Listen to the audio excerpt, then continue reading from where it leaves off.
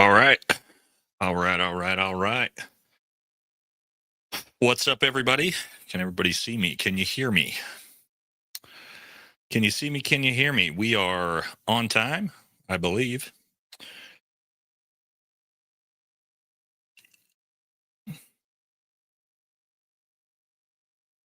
All right.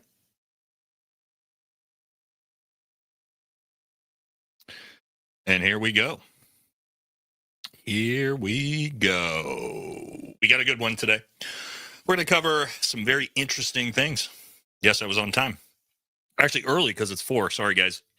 Kids' football game tonight, out of town. Got to leave a little bit early. But we got some really cool stuff to talk about. I don't know, cool. But new wild conspiracies, I guess you could call them. At this point, everything's a conspiracy that has gotten popular this week. There is the pendant in the neck theory that's gotten a lot of traction. That's the first thing we're going to go over. I don't want to give too much away. We're going to go through it together. I'm going to give you guys my opinion. There's some very glaring issues, just factually and anatomically with this. But is it possible? Maybe. But yeah, we're going to go through it. We're going to take a look at this this theory that the pendant that Charlie was wearing came up, hit him in the neck, and actually caused what we see, the bleeding and the damage instead of, well, he was actually shot in the back of the head. That explains all the supposed medical examiners, anatomical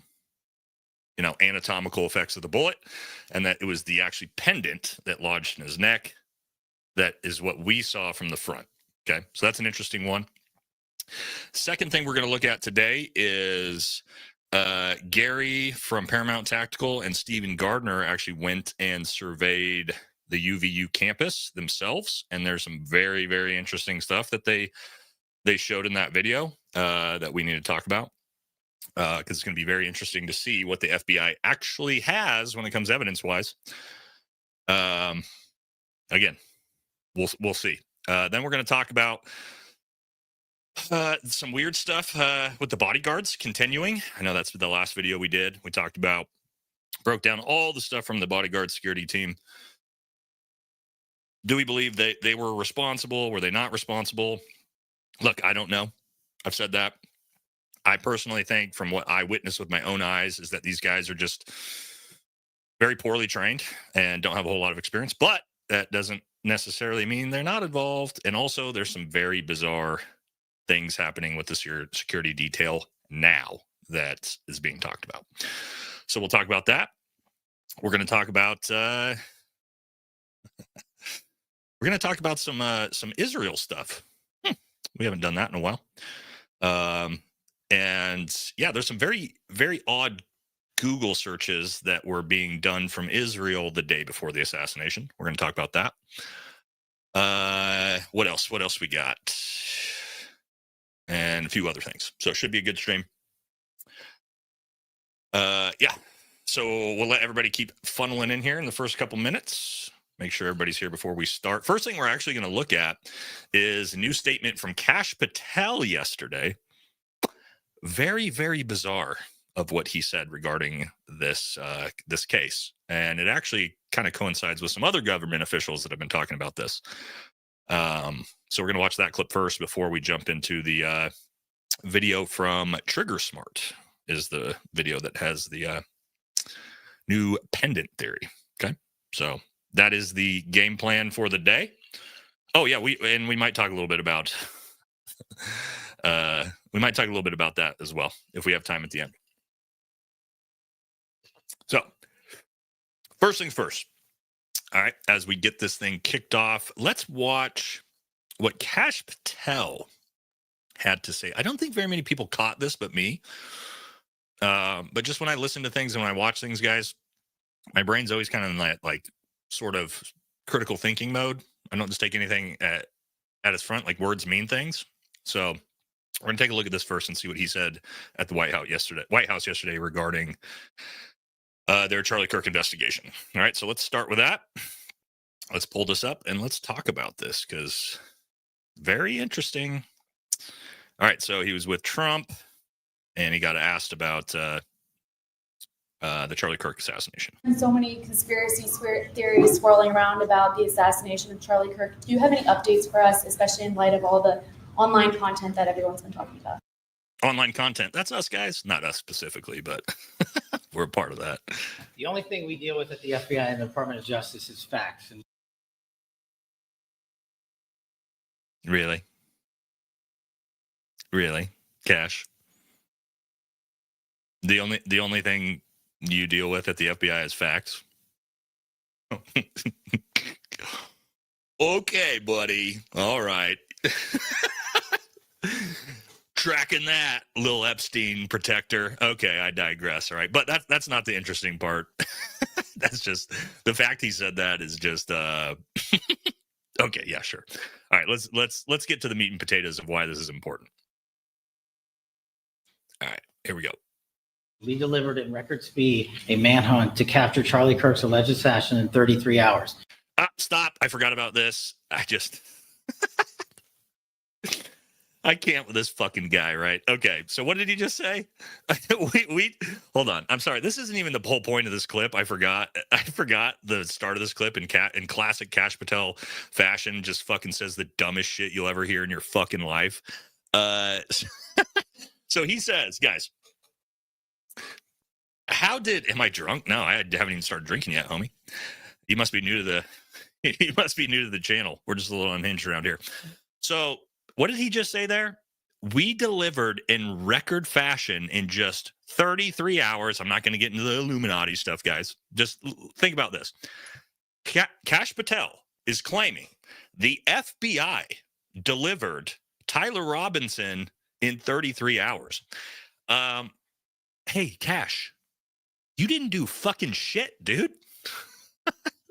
Tyler Robinson's family friend is the one who supposedly recognized him on the news, went over to the house and convinced Tyler Robinson to turn himself in so the SWAT team didn't come and kill him. The FBI and law enforcement didn't catch shit. What are you taking? I'm sorry. I shouldn't have led with this Kash Patel stuff because he drives me crazy.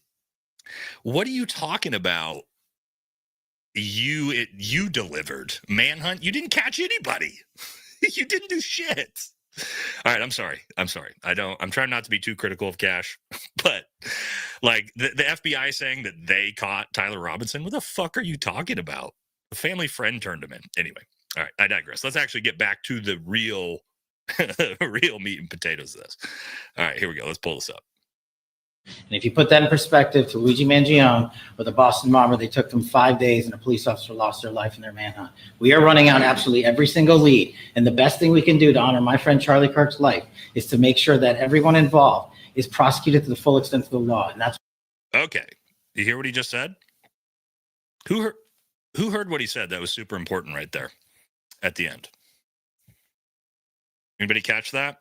Let me see the chat. Somebody in the chat say that you caught that. Anybody critical thinkers out there catch what he said? Not his friend. No. He said, let me play it back. And so you guys can catch it. Hold on. Let's play it back real quick. Although it's Instagram, we're focused on. I got to replay it. And so many conspiracy theories swirling around about the assassination of Charlie Kirk. Do you have any updates for us, especially in light of all the online content that everyone's been talking about? The only thing we deal with at the FBI and the Department of Justice. There we go. Some people got it. We delivered in record speed a manhunt to capture Charlie Kirk's alleged assassin in 33 hours. And if you put that in perspective to Luigi Mangione or the Boston bomber, they took them 5 days and a police officer lost their life in their manhunt. We are running out absolutely every single lead. And the best thing we can do to honor my friend Charlie Kirk's life is to make sure that everyone involved is prosecuted to the full extent of the law. And everyone involved. Wait a second.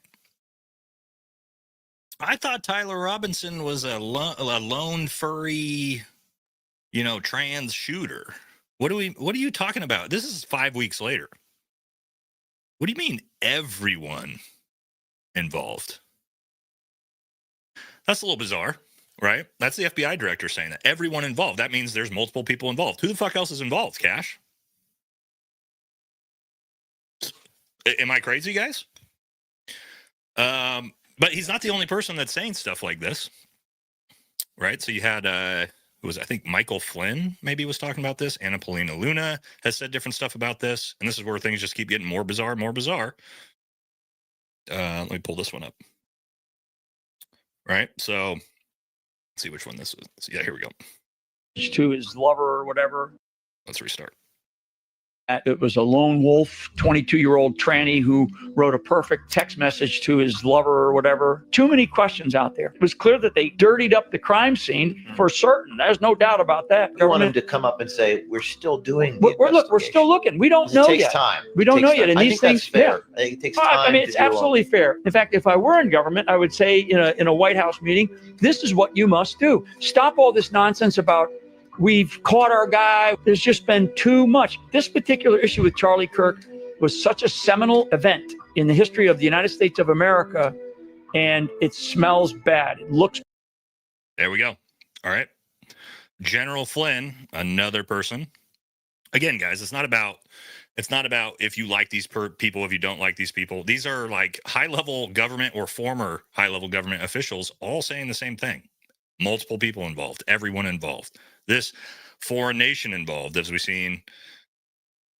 Anna Paulina Luna came out and said this last week, right? Like, this is a little bizarre, I would assume. She came out and said, breaking, Representative Luna says foreign government funding linked to Charlie Kirk assassination. I mean, she's got access to information from the government, obviously, high-level information, classified information. What do you mean funding from the Chinese government? So this is where this stuff is all getting super bizarre, right? I thought according to the government and the FBI is they put the court documents, they filed the indictment on, what was it, the 15th of September? Maybe a couple days after that, I might be off on that. But my point with that, guys, is they filed the indictment in the court documents with the full story of exactly what they said happened, right? We showed it on live stream last week. Tyler Robinson carried the gun in his pants and did all the things he did. Lone shooter. That's the court has those indictment documents. But now all of a sudden, the FBI is saying, Kash Patel is saying everyone involved. Yeah. Anna Paulina saying the Chinese government's involved. So how are we? Here's the thing. How are we as the American people, right? We're all looking at this going, this smells bad. This is odd. The 30-06 makes no sense. How come there's no footage of this kid actually bringing a gun to the roof? We're all thinking these things. We're all asking these questions. And then the FBI comes out and says, we'll get everybody involved. And government officials like Anna Paulina Luna, there's foreign nations involved. But then we're not getting any information beyond that. So all you can do, it's like what it feels like to me, guys, it feels like they're feeding this as almost like I don't know how to explain it. It's some type of psyop, some type of disinformation campaign that gets everybody so fucking confused and the information's so bad because bad information is coming out of the government, but it's also coming out of TPUSA. Like there's bad information coming everywhere. And the bad information isn't really coming from YouTubers, right? We are just using the information we have at hand, the little tiny bit of information that we have at hand provided by the FBI and TPUSA, and going, what the hell? None of this makes sense. It's the government that's making this so fucking confusing. Not anybody else, right? And if we really think about it, I'm thinking, sorry, it's hot as shit in my house right now. I might have to turn on the AC.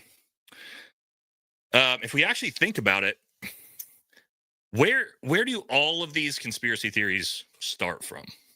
On this, in the very specific Charlie Kirk case here, why did all of the conspiracy theories blow up? You guys remember? What was the smoking gun that caused all of this?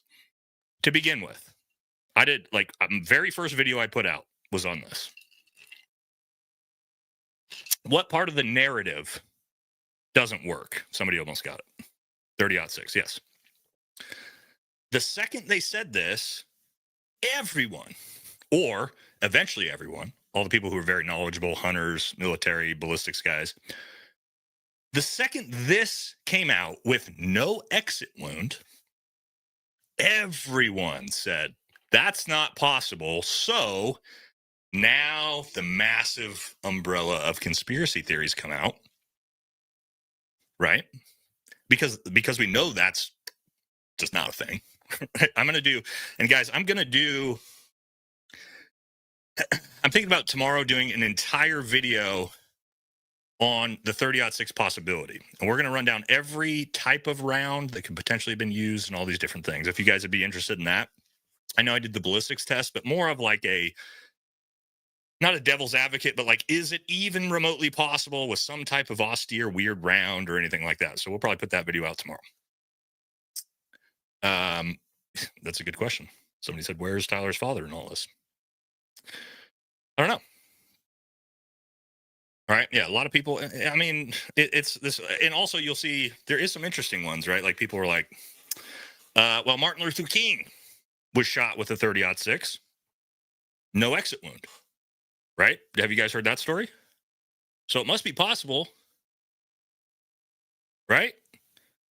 What's the problem with the Martin Luther King assassination? Do you guys know with the 30-06 story? Because it was a huge controversy back then. Do you know what they could never prove about the Martin Luther King assassination with the 30-06? Any historians in the chat? Let's see if we get them before I give it up. There's got to be some people a little bit older. Boom, there it is. There was only fragments of the bullet, and they were never able to actually match any bullet to the 30-06, right? So it's kind of like this one as well, which will be interesting to see. Interesting to see what this round is. Again, I'm on a little bit of a rant here before we get into the actual video.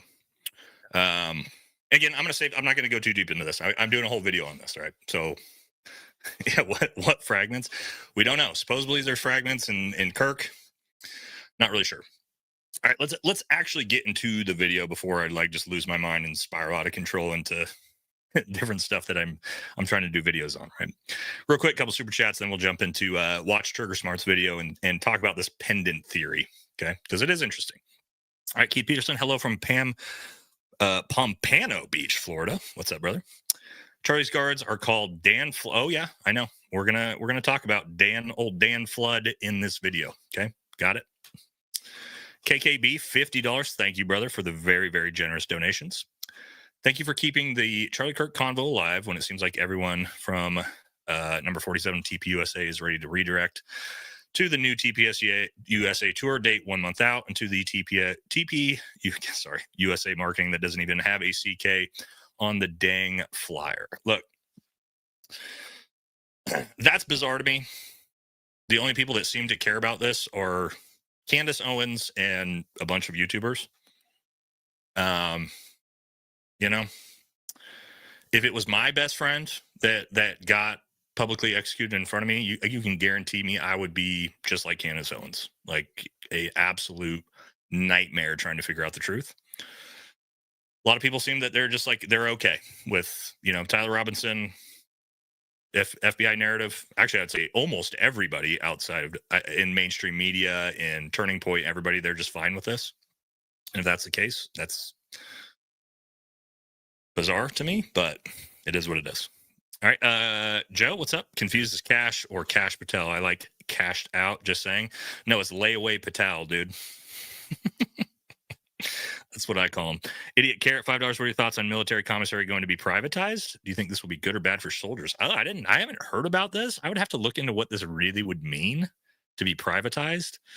Like having an Albertsons or a Walmart on post. I honestly don't have an opinion on it right now. I don't know what the complications would be with it either way. I would always just go shop at the commissary. I never really thought about the fact that it was or was not privatized. Interesting. All right, Ray Charles can see that this kid is a patsy. There's shit ton more that we are not being told. Look, I don't know if he's a patsy. What I will say, and what we're going to see in this video, of Stephen Gardner and Gary checking out the crime scene is they went up onto the roof right where this kid essentially would have shot from. And it's going to be very interesting what Stephen Gardner's video shows. And that is that there's a camera that 100% could have seen him in the prone take the shot. We haven't seen that video yet. Are we going to see it? That's going to be very interesting, because if the FBI and law enforcement does not show that video in the courtroom when we know that they have it, that's going to be a little suspicious, but we'll see. All right, 2 guns, 1 shooter at the same time. 30-06 was aimed into the ground remodel. I'd love to discuss my theory. Problem with that, the timing on that is, oh God, I couldn't imagine. I could get 2 of the best snipers in the world that I know to try to pull that off in that situation, and it'd be almost impossible. But who knows? Again, I'm not against any theory. Graham Bear, what's up, buddy? I don't care what the bones of steel say. 30-06 wins every time. I agree with you 100% on that. JR, thank you. Why even name the caliber? You lock yourself into a narrative not yet written. I don't know, man. I don't know. I just found out Wes Watson. Oh, God. Old Shrimpy Watson. Nah, that's unfortunate for him. Where art thou, Munchkin? Munchkin's a girl, by the way. And she is sleeping right now. See, we might bring her in later. All right, let's jump into the actual Trigger Smart video. Let's get into this. The new shot from behind in the back of the head, and the pendant is what's caused the damage. Very interesting. Is it possible? I don't know. Let's find out together. And again, I'm not, the end-all, be-all expert of the world, guys. You know me. I think by now I'm open to a lot of possibilities. I don't think I've ever yet said I believe this specific narrative. But what I think I have that's unique in this entire situation as a Green Beret is knowledge on everything that surrounds it. Okay. I have knowledge on personal security. I have knowledge on, when you talk about like site selection or carrying out, actioning a target, something like this, when you're talking about the environment. I have a lot of training in ballistics and the actual taking the shot process. I have a ton of experience in trauma medicine. So I have, maybe a B- in understanding in all of those things.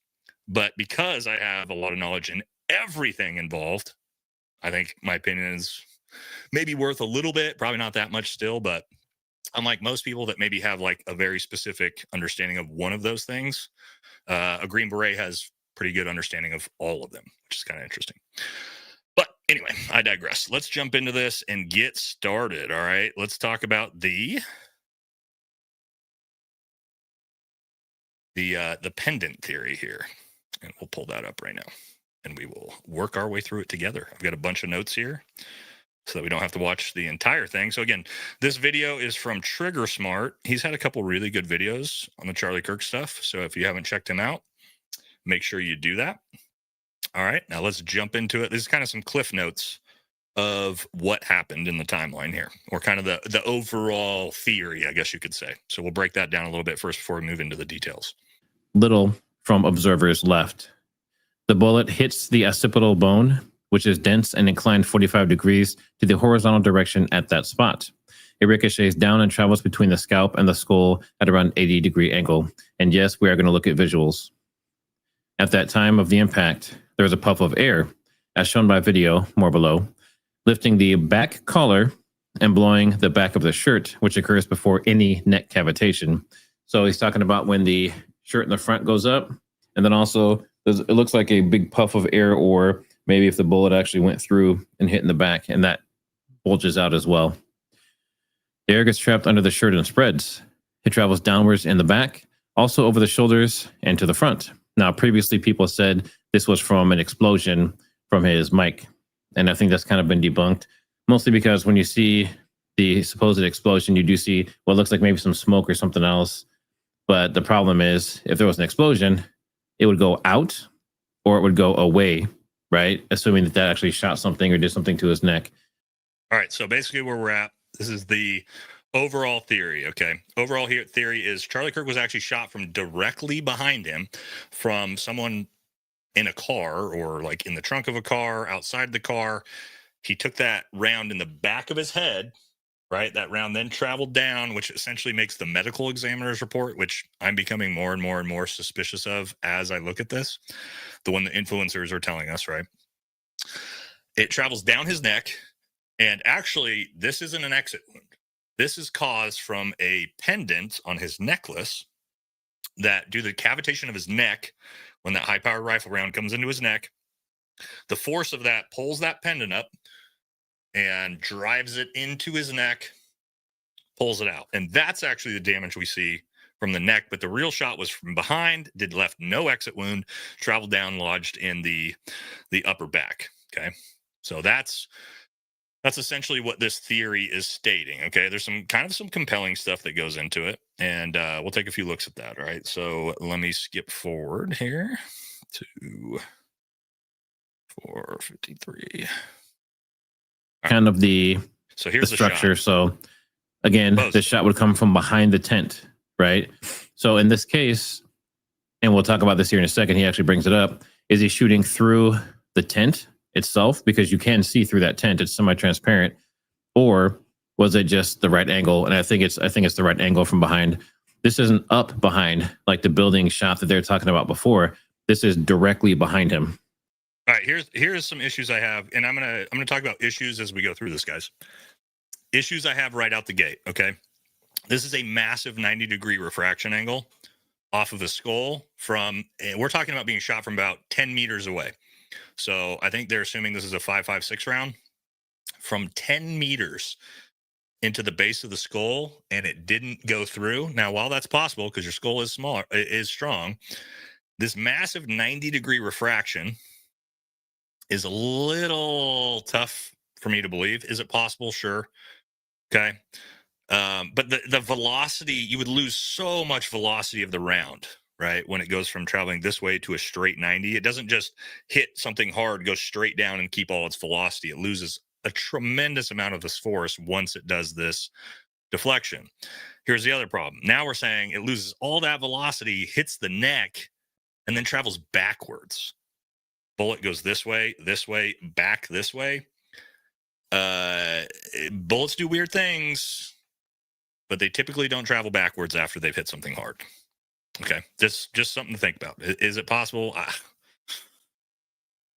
Maybe. We'll just say maybe for the sake of the video. Let's keep. So in this case, it comes, hits the occipital lobe, bounces down, breaks a couple vertebrae on the way, and then it's lodged there under the skin.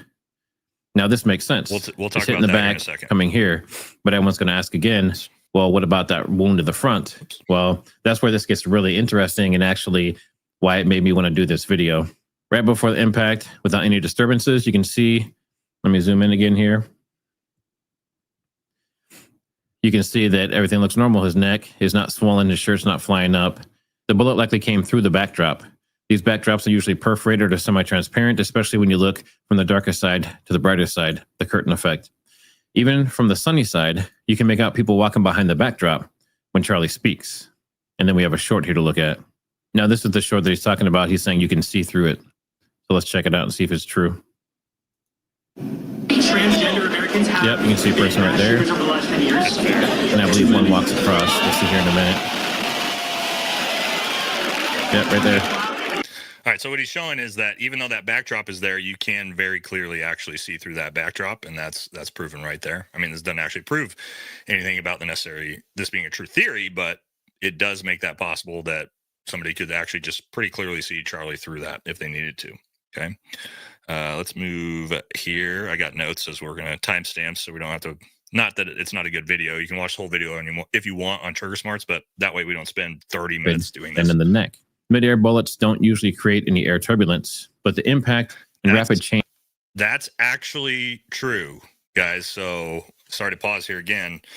A lot of people have heard from a certain someone that was a ranger that, you know, the turbulence around a bullet can rip your arm off from 12 inches away. Okay. I'm not going to say who said that. The reality is bullets don't actually create turbulence around them. There's tests that show bullets traveling like right by powder and things like that. That's not a thing. Not until it actually impacts something and creates that cavitation. That is completely not, or what he's saying is true. They don't actually create a ton of turbulence around the bullet itself. So just a fun fact. Let's jump back into it. And there we go. Change of direction made that happen. Also, the bullet might have started to tumble when going through the backdrop, which added to the effect, and that's true. Awesome. So say if it was a AR-15, because I know this wasn't a 30-06, no matter what angle it was shot from. Agreed. This was not a 30. If he would have taken a 30-06 round in the back of the head, in the skull, from 10 yards, there would have been no skull. Like literally, there would have been no skull on him. It would have probably exploded his head, not to be too graphic, but you can see. All right, and then let's move forward here. Front, which makes sense because the air would get trapped inside of a shirt and it would have nowhere to escape, so it would move around. The cavitation occurs in his neck, and the neck expansion whips the necklace up violently. It breaks and flies backwards. So you can see that here. A lot of people said it was his earpiece. I thought it was initially. I can't, from this picture, I can't definitively say if this is an earpiece or a necklace. I do know that these earpieces were supposedly clear. So I'm not sure how well you would see it, or if you would see it this well like you do here. But this person is saying that So in fairness, and I don't have the picture of it, the guy bodyguard in the blue, there's a good shot that's got like Charlie sitting right there with the earpiece up, and you actually can see him right next to the camera. He does have a clear earpiece on, and you literally can't see any of it until it's like right back here by his shirt.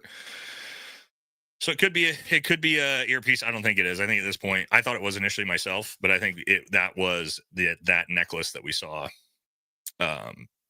get blown off. I think that's what we're actually looking at there. So I would agree with most people on that.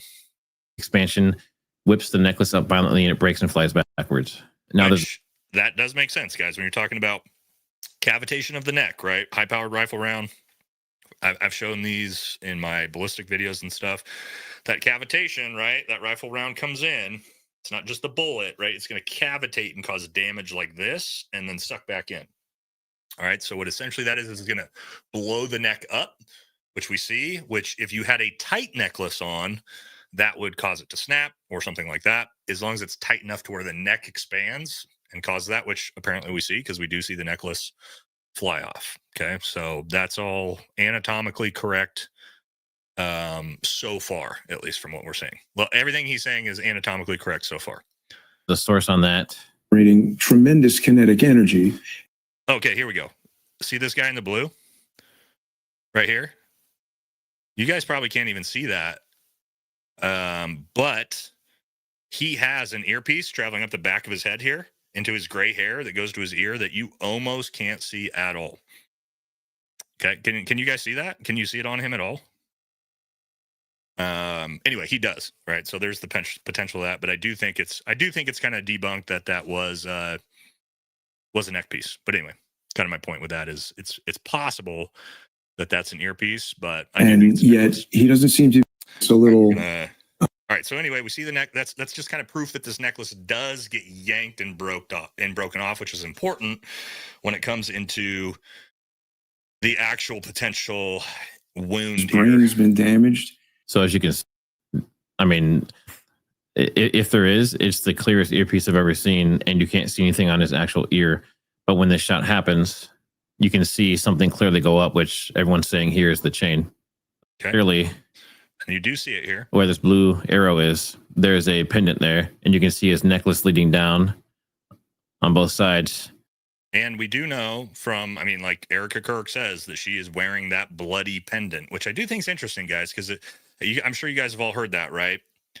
That she's wearing his bloody pendant. And I didn't really think about this before, but how is that pendant? And again, I'm not saying that I believe this theory, but just something to think about, right? How is that pendant bloody? If that pendant got yanked and ripped off and flew over there, and Charlie gets hit in the neck here, there wouldn't be any blood on that pendant. Doesn't make any sense for there to be blood on that pendant if it broke off. Unless maybe it went up into a neck. I'm not sure that necessarily got ripped off. I do think there's still potential that was an earpiece, but again, hard to say. Like the footage isn't like good enough for us to really figure it out. But we're assuming for this video that this was the pendant, right? Coming to this pendant. So this is what's supposedly going to be the object that causes the issue. The cross pendant he had on the neck gets yanked up by the necklace due to the neck cavitation. This is towards the front of Charlie's neck, dragging the shirt with it, causing the large wound under the shirt. So remember that weird, like all the way up, came right above to where that wound is. His shirt pulled way up randomly and weird. I do think that the necklace breaking and pulling up does sort of make sense for the shirt the way it got pulled up. So kind of when he's saying under the shirt, he's talking about when the shirt goes up. So when the shirt goes up, the pendant goes up, and he's saying, well, we'll get to it.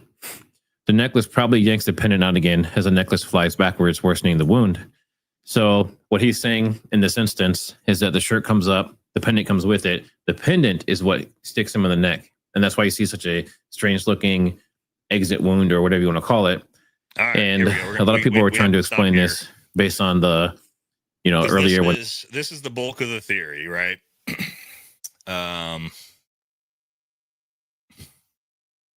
Yeah, so hold on. Let's look at this pendant, right? I actually do have a picture of the pendant, like Charlie Kirk's pendant. Let's look at it. So here's the pendant. This is what we're talking about. I'm assuming this is pretty decent size. All right. So at first I thought it was like a little cross, right? I figured a cross pendant. I didn't realize it was something that is kind of bullet shaped, I guess. All right. So anyway, let's talk about this. All right. Now, there is some, I want to say, I don't know how to explain it. Right? There is some potential, I don't want to say truth, but possibility of this. Okay. So there is examples of soldiers, because we wear dog tags. I didn't, but we're supposed to wear dog tags around our neck, right? When you're in combat, in case you get blown up and your body gets, this is, pretty morose to talk about, but you get pink misted by an IED and you don't exist anymore. To figure out who was who and who died, dog tags, right? And there has been cases of people hit by IEDs, and the force of the blast actually has driven dog tags into people, right? So that's, but you also have to think about the amount of force from an IED blast is, I don't know how many times greater than a neck cavitation. So think about this. What we're claiming here is that the cavitation of the neck, okay, because the bullet's not going to hit the necklace and cause some weird bounce up. Specifically, the cavitation of the neck due to the rifle round created so much force that it snapped the necklace and drove this metal pendant into his neck. And again, it had to be into his carotid. The amount of blood we see just whoosh, come out of Charlie immediately, that's a carotid artery open wound. It's so pressurized, right? The second that opens up, it's just going to blast out. And that's what we see. But the cavitation of a neck, did that create enough force to snap a necklace, to shove that necklace, go through this, not only the skin, but muscle and into the carotid, and then yank back out? Just the neck cavity. And again, guys, it's just the neck cavitation that could cause that from the rifle round. Does that, to you guys, and I can't disprove this because it's super niche and I've never heard anything like this, but when you hear it that way, does that actually make sense? Does it make sense that a neck cavitation, and it expands fast, it's doing this, is going to drive that force through skin, muscle, tissue, and then yank back out to create that big of a wound that it punctured the carotid? Personally, this is where there's a few more. This is to where I go, I wish I could, like, this is beyond ballistic physics, so I can't be like, oh, I know this wouldn't happen for sure. That doesn't make sense to me, right? I don't think it's possible, personally. When we talk about like this little tiny necklace, it's rare. But anyway, let's move on to the next part of it, okay? And then we'll be done. We're not that far away. But we have to talk about who took the shot and from where. So the next is going to be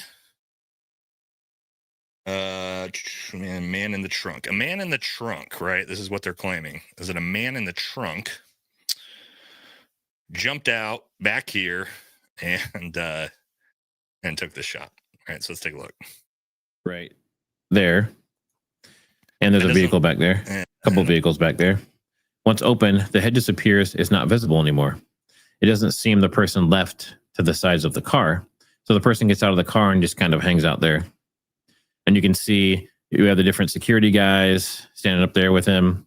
And he's right here. So you can see his shoulder right in that spot.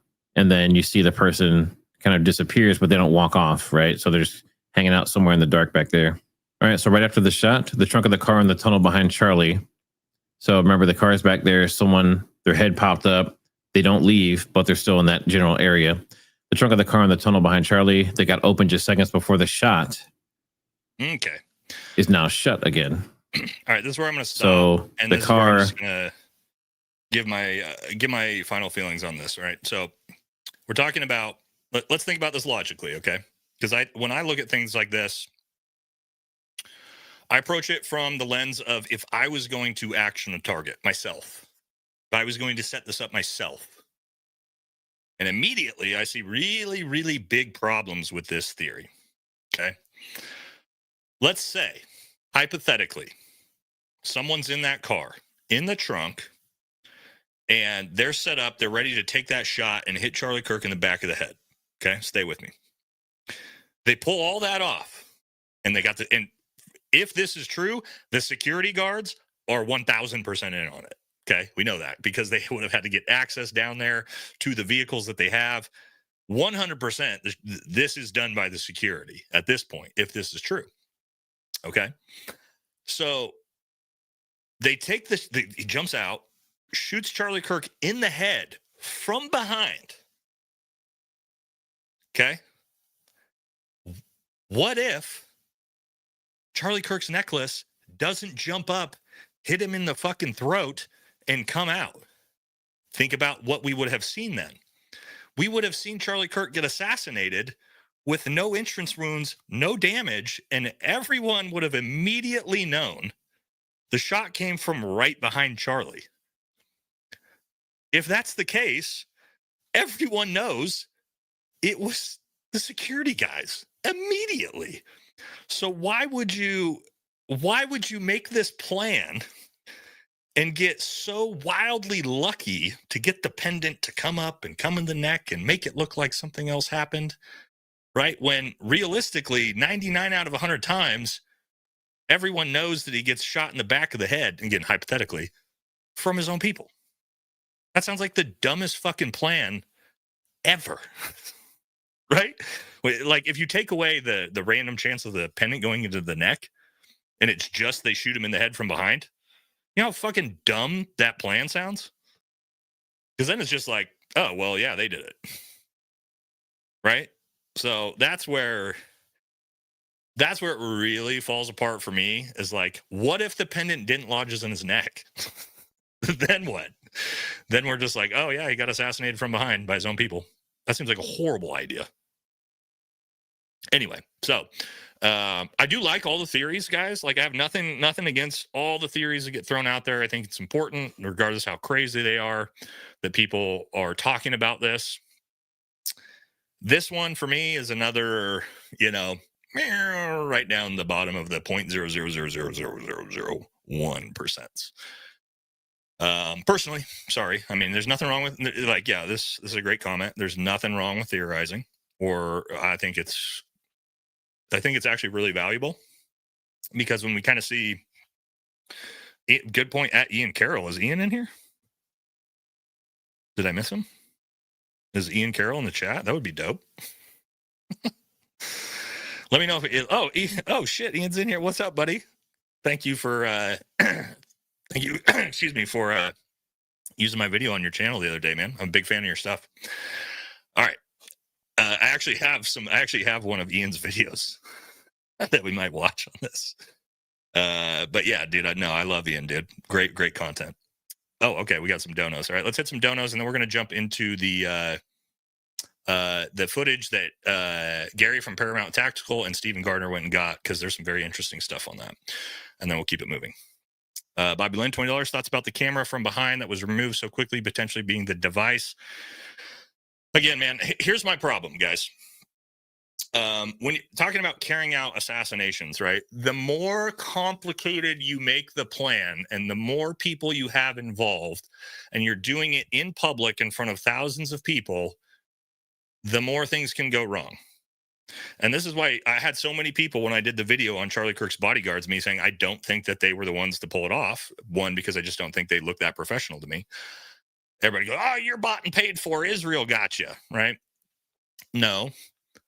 It's just that why would you go through all this crazy, put all those risks, this massive complicated plan where 10, 20 people are involved and everybody's got to keep their mouth shut, when you could have just, like, if you were his people, just like schwacked him when he was leaving his house to go to the grocery store?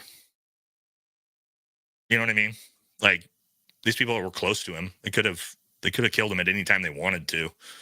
Why go through all this crazy risk and everything? That, like, so again, like setting up a camera and like all this stuff, or the palm guns, like, oh, that's a great palm gun shot. What happens if you miss? Right? So that's where I try to dial it back in and, keep us sort of in the reality of, there's so much bizarre shit about this case. We don't need to go so over the top with the craziness that it detracts from trying to figure out the truth, in my opinion. But anyway, all right, 300 Blackout is the suspect. This is what I've thought from the very, very beginning myself. I would Texas theory, setting up a camera at the impact point from where the shot was taken, type of settings. Yeah, I have my own theory that maybe I'll talk about towards the end about what I think might be possible. But I've lent towards, 223, 300 Blackout, 556, something like that from the start. Makes more sense. Off topic, I'm scheduled to sign my 5-year contract on Monday for Army 15 Teen. Any tips before I ship out? Thanks in advance. Be in shape, brother. Get in as much shape as you can. Cardio. Ian Carroll, the big $50 dono. Thank you very much, brother. Damn, I wish I knew you were live. I should have sent my whole stream to you as I wrapped up. Keep up the awesome work. Everyone subscribe to Nate, or you're a gay lib. Wow, dude. Coming in. Coming in hard. Appreciate you, Aaron. Hey, no big deal, man. I appreciate the support and having you give me a shout out on your channel, man. Thank you very much. All right. Why was Tara Robinson at the hospital? Surgeons Googled before the assassination. We are going to talk about that in this video, or in this live. Been watching your channel since 30K. I hate to see the difference between then and now. Sorry. What do you want me to say? If you don't like my content, don't watch it, dude.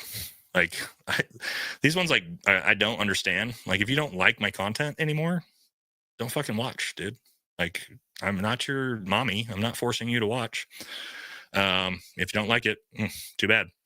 I need to watch the update on that channel because the guy shows the pendant he thinks it is, the person who emailed it answering the question. Interesting. Again, I don't think any necklace could have, no matter what the necklace was on him, cavitation of the neck would not have driven that all the way up through muscle and tissue and yanked back out. I don't think it's anatomically or physically possible, personally, other than like if you were in an IED blast and half your body's gone and then explosion like just blasted that thing through your body, maybe, but not just general cavitation of the neck from a gunshot wound. I don't think.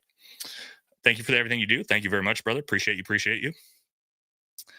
Eric Dieter, honest question. Could a 22 LR hollow point, hit the base of the skull fragment and with most frags under the skin and a frag exit out the neck, super or subsonic? The problem with a 22 round is it would not cause the cavitation in the neck that we see. 22 round causes almost very, very little cavitation. So kind of throws that out the window for it potentially to be a 22 round, personally, just from how much cavitation we see. But maybe 06 was planted pre-CK. Text messages lead to 06. Tyler uses a different. Ooh, I like this one because this is in the realm of what I think. I haven't really given you guys what I really think is possible or what I think happened, but this one's pretty close. We might talk about it at the end. All right. Another one from Ian. Thank you. Hey, assholes. There's 6,000 of you watching, like 800 likes. Like and subscribe, you filthy animals. Love you, ball. Hey, yeah, Ian, I need to message you offline, man. Maybe we could do some collab something or sometime. But thank you very much, brother. I appreciate your channel. And yeah, go follow. If you don't already follow Ian, obviously his channel's 10 times the size of mine, but make sure you do. He's doing great work over there too. He and Candace are like the only two big YouTubers and streamers I see that give a shit about this at all, which is very bizarre. But all right, Redacted channel has the best theory with a video. I actually got one of their polls that we're going to talk about here in a bit. Kangaroo Bot. $50. Holy shit, Nate. Over 6,000 people watching. This is awesome, man. Keep it up. Yep. Thank you very much. Thank you, everybody who's been continuing to come into my lives. Don't know why you guys like listening to me rant and talk, but you do, I guess. Or you hate me and you just sitting there talking shit about me the entire time. That's also fine. But thank you, Kangaroo Bot. You've been around. Kangaroo Bot's been around since fucking the beginning. So appreciate you. Just curious how you would explain how the necklace broke if the pendant didn't cause the damage. Well, yeah, the necklace could easily, it's a tiny little chain. And the cavitation of the neck easily breaks the necklace. That I'm not disagreeing with. I think that's 100% what happened. I just don't think a tiny little chain, while that cavitation, the break of that could drive a pendant up through, you know, human neck tissue and muscle and all this stuff and yank it back out. Doesn't really make sense to me. Trigger Smart. Oh, what's up, brother? That's your video. There are 2 more videos after that one that has more info from the person with the theory defending their thesis. Thanks for reviewing this. Okay, I'll have to check that out. Do they talk about what I'm talking about, which is I don't understand the physics of the cavitation having enough force? If they address that, then we'll potentially take a look at that and readdress it. But yeah, great video anyway, man. Very, very interesting. You've done some really good stuff on this stuff. So thank you very much for that. MLK Slug enters the right side of the face, shatters jaw, exits chin, re-enters the base of neck, severs jugular, vert artery, subclav artery, cut spinal cord, etc. Oh, there's one thing I wanted to talk about, guys, because Trigger Smart brought this up, and a lot of people have been talking about this, and it's actually a misunderstanding of human anatomy and trauma to the body with gunshot wounds. And this, I'm not knocking him at all. I'm just going to say I've seen this on a lot of different ones talking about, well, the reason why we don't see any blood or very little blood is because the spinal cord was severed. And so the heart immediately stopped. Okay. Let's take a look at that real quick. And this is actually really important to understand when we're trying to figure out what happened with this. So let's take a look at that real quick. Hit the back of the necklace. The necklace, which is going down his neck with a pendant sitting on the right side. I think I'm flipped here in my camera, so I apologize for that. The important piece is that when he gets hit and that there's that expansion, his shirt blows up, shirt blows off in the back from all the pressure. The necklace explodes off the side. And then you see the shirt come up. And then at the same time, that pendant, which looks like a cross, comes up and hits him in the neck. And that's what causes that major wound there. And then the shirt and the pendant both come back down. And then that's where he has that exit wound or that entrance wound. Hit I went too far. The back of the necklace. His guard kind of moves to the side, takes the shot, hits him in the occipital lobe, which causes the bullet to go downwards and hit the other vertebrae and sit under the skin. That also causes a pressure wave in his neck and possibly actually hit the back of the necklace. The necklace, which is going down his neck with a pendant sitting on the right side. I got the wrong time. I think I'm flipped here in my camera. So his shirt explodes off the and hits him in the neck, shirt, and the pendant. And that is instantly, it hits him in the vertebrae. Doesn't look like a bullet hole of any type, in or out. And then obviously he dies instantly. It hits him in the vertebrae. He seizes up. He goes to the side. He's bleeding out of his neck. And there's not blood pumping out as if he got shot in his carotid, because when he got hit in the back of the neck, his heart stopped. Okay, that is, and I'm not beating you up, Trigger Smart. This is just high level trauma stuff.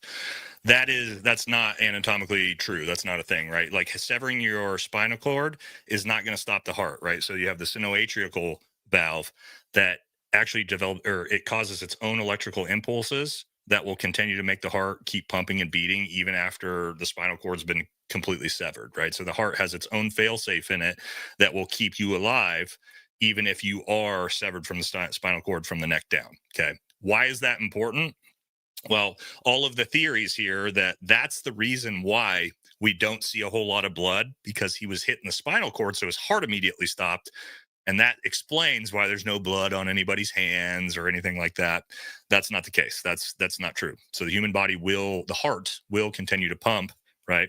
Because of this sinoatrial valve, right? The more you know, right? Anyway, not that it was that pertaining to this video, but just some of the things I've seen where people are like, there's no blood because the spinal cord got severed. No, that's not how it works. Yeah. So somebody said, yeah, there you go. So yeah, heart actually beats on its own without the brain, or can. So anyway, all right, next one we're going to talk about is, anyway, good video from Trigger Smart. Appreciate him putting that out there. Go follow his channel, watch the whole video. Also, if he's got some follow-ons on that and you're interested in it, you can watch it. You can watch it there.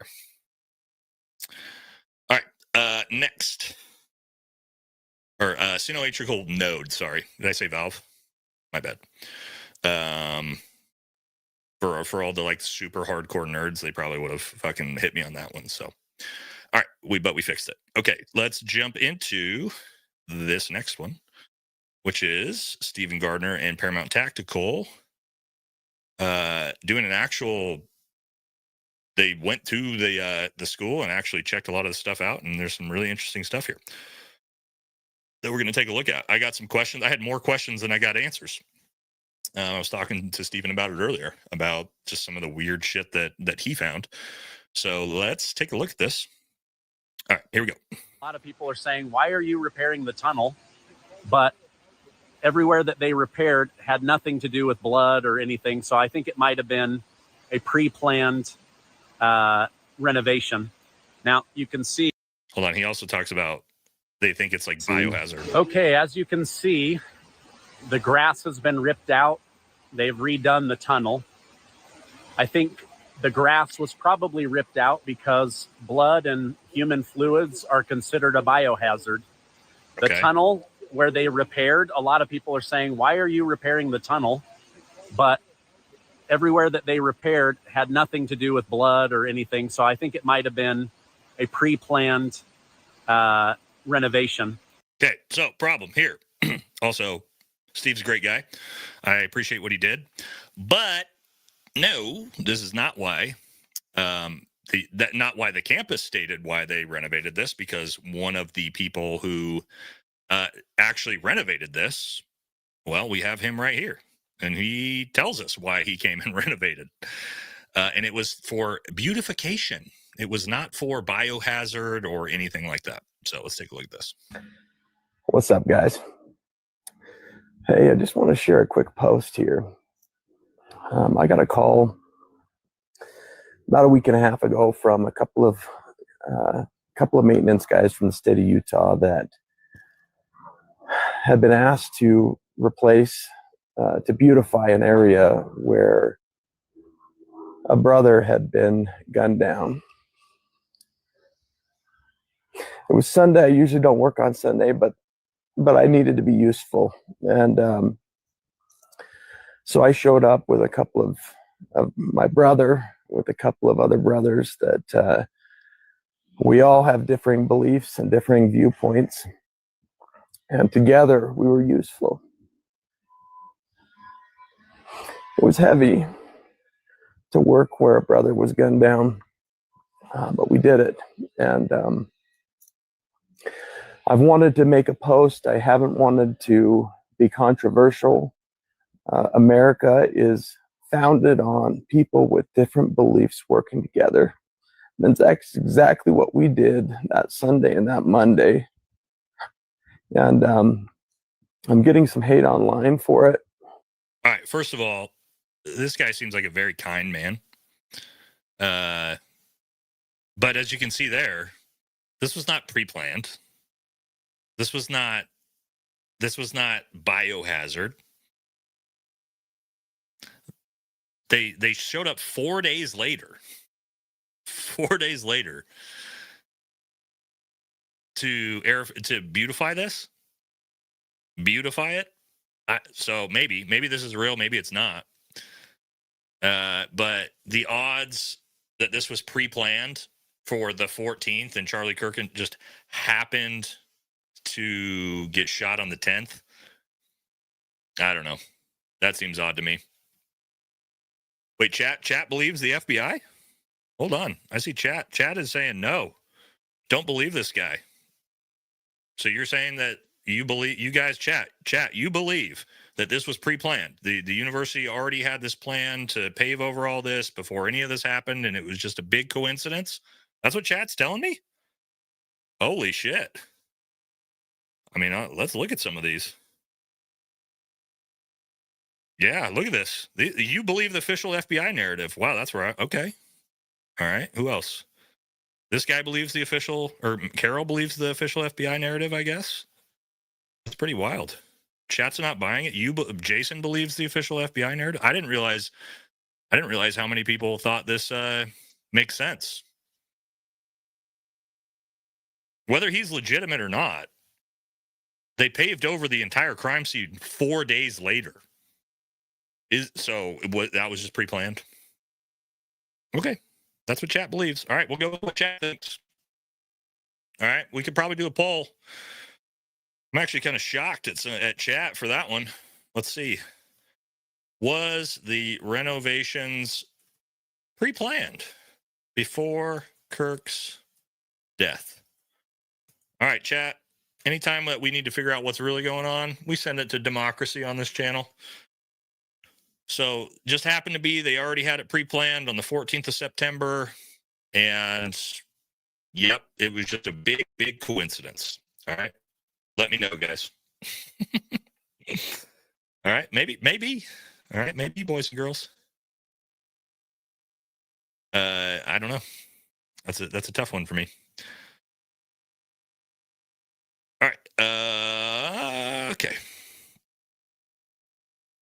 Hit a couple super chats, and then we're going to keep... No, actually, not super chats yet. Let's keep going. Let's get back to... I want to get through a few of the things from Steven in his video, because there's some really interesting stuff on this. And then we'll hit super chats. And then we'll check back in on the poll. So I was a little bit shocked that people were immediately jumping to defend the fact that it was all kosher for why they covered that up.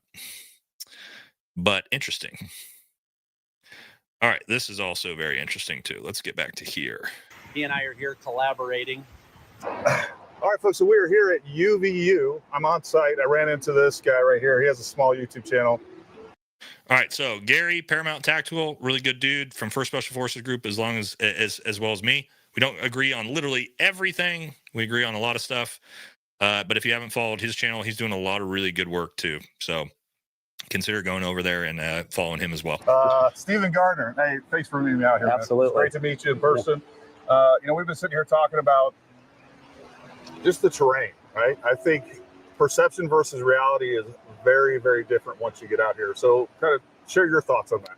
Yeah, so the first 2 weeks that I covered the story, I was going off of Google Maps. I had never been here.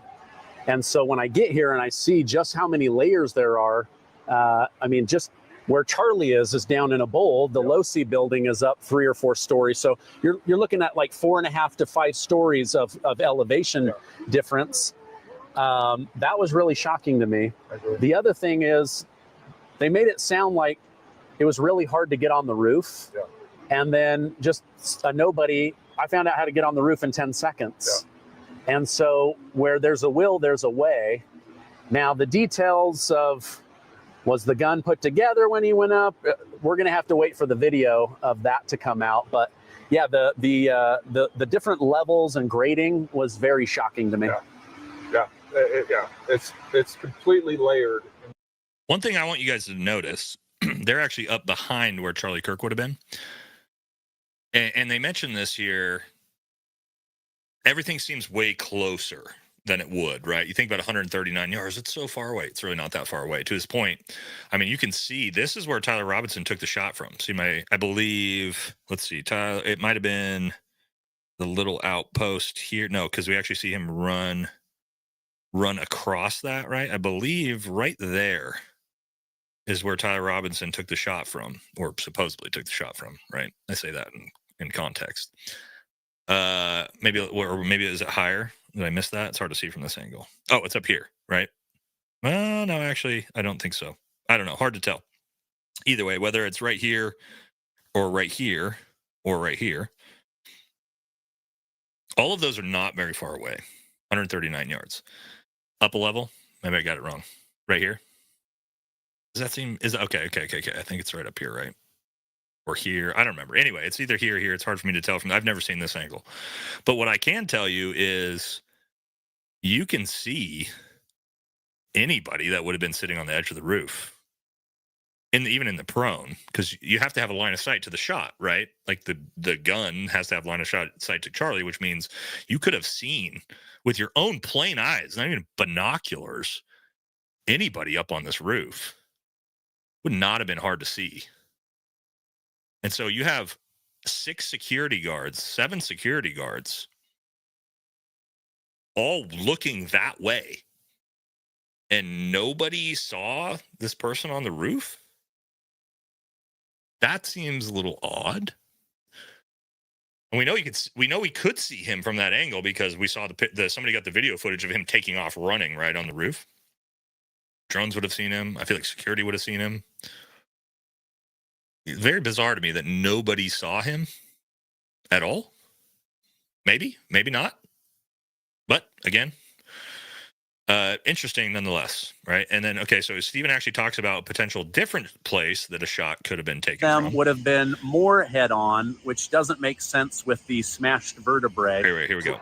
Somewhere else. Look at that. Yeah, This is a good point that he shooter brings up. is right now. There is some talk. Was there a second shooter? Is Tyler Robinson a patsy? Could a shot have come from somewhere else? I've looked around, and there are 2 other places where you could have got a shot. One of them would have been more head-on, which doesn't make sense with the smashed vertebrae. The other one is right there. You see that red brick building and the gray right here? That's actually the top of the parking structure where Tyler Robinson is first picked up on camera.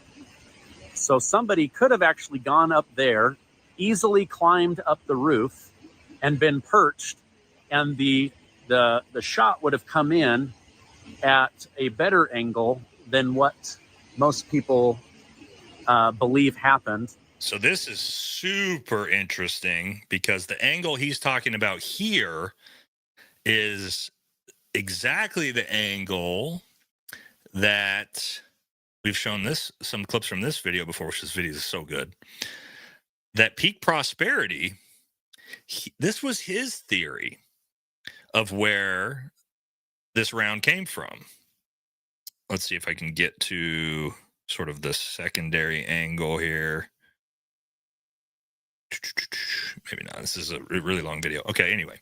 So Peak Prosperity talked about, he was the first one to say, and Ian said, yeah, Ian's been there too, guys. He was there with his drones. Oh, God, I need to go through your stuff too, man.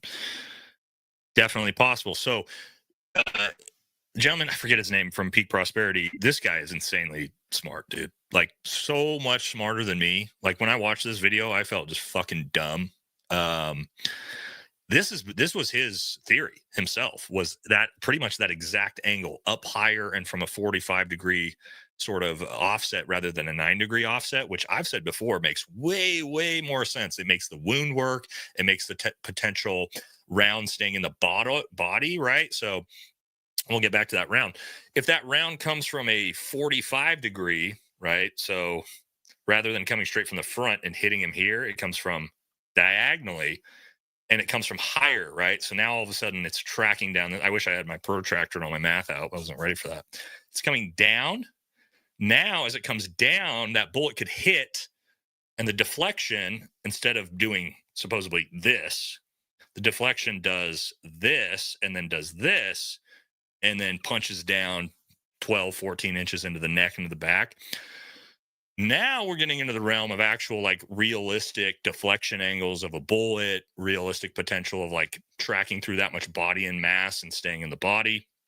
All of these things become realistic possibilities and make the potential wound work if we can take that angle of the shot. So, again, I don't know. But to Stephen's point and Ian's point, if that actual angle, it's way up higher, it's at a much more realistic offset angle horizontally, and it works with pretty much everything that Peak Prosperity put forward. Very, very interesting. So again, I don't know, But to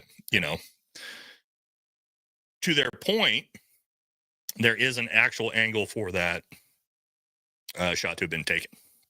All right, so let's keep going on this, because there's actually some really interesting stuff that's going to pop up, especially when we get to cameras, right? If you're looking at the angle here with Charlie Kirk, you can see it's not straight on. Straight on is right here, but Tyler Robinson is actually off by about 9.5 to 10 degrees. So that bullet is coming in at an angle, just not the angle that most shooters want it to be. Okay, I just realized something really cool that I didn't pick up on covering the Charlie Kirk murder. It's going to be a big deal for the first time I came to campus, really as I watched the video. But you see the camera right here? And everybody knows that the FBI cut off about 3 seconds when they show Tyler Robinson running. But I'm up here on the roof. This is where he jumped over. I just saw people saying, I don't trust this dude. He's literally showing you different possibilities of angles for a second shooter, and you're calling him a Fed. But like, I don't know where the hate for Steven Gardner comes in. Like, see, this is my point. He's literally showing different possibilities of where he could get shot from. What are you guys so mad about? What? All right. I mean, you can get as mad as you want, but me and Steven don't agree on everything, but he's got really great footage here. And he's showing different locations the potential a second shooter could come from, right? Hypothetically, right? I don't get the attacks on Steven for being some Fed.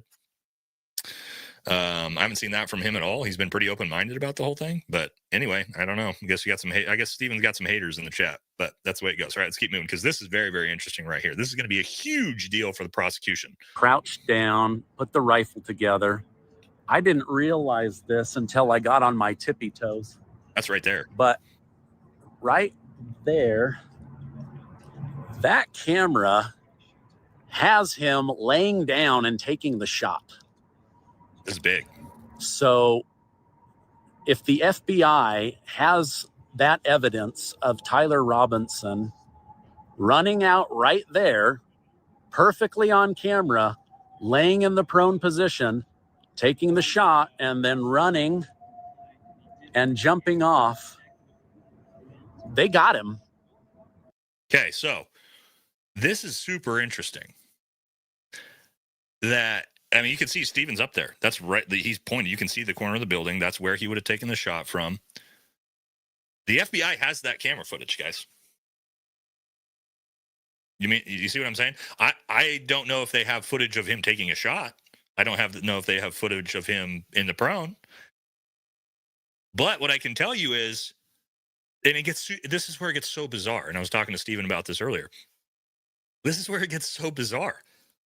Why did you release camera footage after he started running? Some people have said, oh, well, it was to identify the shooter. That footage was so far away and so grainy, you can't identify jack shit from that. So why did the FBI put that footage out? But they put the footage out right after he supposedly took the shot? Why wouldn't you just put the whole footage out? Why wouldn't you just put the footage of him where Steven's standing, getting over the railing, walking down there, getting in the prone, re-putting together his fucking rifle, right? Which would have taken 3 to 5 minutes for someone like him, probably longer, because he doesn't know what he's doing, I would assume. The camera would have had all that on footage. And then him low crawling to the end of the roof, right? Takes a shot, gets up. I don't know what he does with the rifle, breaks it down, puts it in the backpack somehow, right? Takes off running. That camera has all that on footage. So where is that footage? Isn't that bizarre? Here's what I'll say. Maybe we see that footage in court. The problem is, I've looked at the court documents. We've gone over them. The court documents don't say that. They talk about the surveillance footage. Let's say, let me bring it. Actually, I could probably bring it up. The official indictment court documents with the FBI and the prosecution put forward to charge Tyler Robinson. It doesn't say anything about having him on camera taking that shot. And I'll pull it up. Court documents. All right, here we go. Let's look at it. I went through this and I tried to, me and Steven talked about this. There's a whole giant section. Let me pull it up before we get into it. Because again, this is bizarre, guys. Because this tells me the FBI has the footage. They have it. They've got him on camera. And if they've got him on camera, why haven't we seen this? Why would you put out right afterwards, but not? Okay, anyway, I'm about to lose it, right? Okay, so here we go. Let's get to this. All right, so this is the actual indictment documents, right? The court documents. This talks about everything he's going to be charged with, the probable cause statements, the shooting itself, and then the big thing, which is the expanded crime scene investigation, right? Law enforcement officers. No, excuse me. Right before that. Surveillance investigation. We have an entire page worth of what the surveillance saw. Okay. And so when you actually get into this and look at this, which is this section right here, which this initially says the suspected shooting position is adjacent to an open, publicly accessible walkway. To access the suspected location, a person must climb over a railing, which Steven just showed us that exact location, and then drop onto the roof only slightly below. This is talking about the UVU police officer who just immediately ran to this exact location to find the handprints and stuff, which was bizarre. But anyway, the police officer noticed the markings on the gravel rooftop consistent with a sniper having laid on the roof. Impressions in the gravel potentially left by elbows, knees, yada, yada, yada. But then we see the actual surveillance. This is talking about specifically this exact moment. Okay. Police reviewed surveillance from the camera covering the roof and discovered that they recorded an individual dressed in dark clothes cross the railing, which is right there where Steven is, from the public walkway and drop onto the roof at approximately 12:15 p.m. Although the individual moved out of the camera's view, Steven just showed there's no moving out of the camera's view. There's no moving out of the camera's view. That camera has view on everything. There was nothing there. It's a flat roof. So I don't understand how he moves out of view. But anyway, moves out of the camera view for a short time. The camera again captures the individual running across the roof and then low crawling to the area the UVU officer recognized, whereas the suspected sniper dropped into the prone position. Okay, so after a short time, which matches the known time of the shot, the individual arose and ran across the roof. So are you saying that you saw him get into the prone, but after a short time, which matches the time of the shot, well, you'd be able to see the shot. The individual rose and ran across the roof. So do they have... Oh, sorry, I didn't have that pulled up for you guys to see it. Anyway, you listened to me, right? So, like I said here, sniper drops onto the prone position after a short time, which matches the known time of the shot. Bizarre. The individual arose and ran across the roof to the northeast. So do they have footage of this? Anybody in chat? Somebody want to explain that to me? Do they just have footage of Tyler Robinson? Just whip, whip, boom, just getting on the roof, putting my gun together, laying down in the prone, taking the shot. You've got all that on camera, but you just decided to cut all of the actual footage that would find this dude guilty and show the entire world. If you were the FBI, wouldn't you want the American public to see that? So that the American public could go, and people like me could go, oh, there it is. So where's this footage? They have to have it, right? I mean, Stephen Gardner, he showed the camera. He literally points to the camera, points back, and goes, direct line of sight. You could literally see it. So here's what I'll say, and this is why this is so important, guys. I want you to, and most people, I don't think people would have thought about this initially when we're talking about why what Steven just showed us is so important. Because now we know that camera could 100% see Tyler Robinson take that shot. So if we don't see footage in the trial of Tyler Robinson taking that shot in the prone, what the fuck is going on? Why aren't you showing that footage? Maybe they will, right? Maybe they will. But if they don't see, but I can go back to the court documents and we'll get into something here that makes me think they don't have it. Let's see if I can find this here. It's where it talks about the bolt action rifle. Is this it? Here we go. This right here. If you have him on camera, you could see the 44-inch fucking long gun he's got with him. But when they talk about here, law enforcement officers followed the suspect's escape path to the northeast end of campus, where they believe the suspect left campus into a wooded area. In that wooded area, investigators found a bolt-action rifle wrapped in a towel. The rifle contained 1 spent round and 3 unspent rounds. This is consistent with the facts officers observed at the time and immediately after the shooting. No shell casings were found on the roof, suggesting, let me tell you, with a dad that's a lawyer, words mean things in court. Suggesting means it's an assumption, okay? They're saying, we don't actually know exactly what this is, okay? That's the assumption, right? No shell casing were found on the roof, suggesting a bolt action rather than an auto-loading weapon, and only a single shot was fired. Their assumption is a bolt-action rifle was used, a 30-06, because there was no shell casing found. That's the assumption. Not because they saw it, not because they have camera footage of it, but because they didn't find the shell casing for it. So if you've got fucking video evidence of the kid with putting together the 30-06 on the roof and taking the shot, why are you putting in the court documents that it's a suspected bolt action rifle? And the reason we think that is because there was no shell casing found on the roof. Wait, you can't convict on assumptions. That's a great point.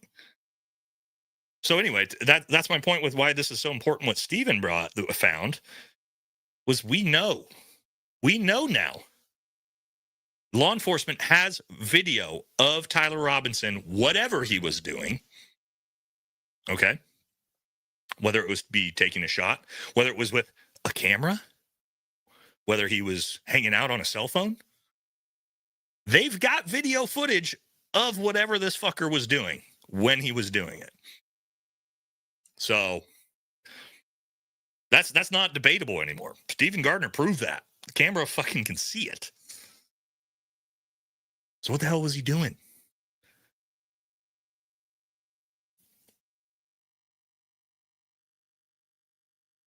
I don't know. Am I crazy?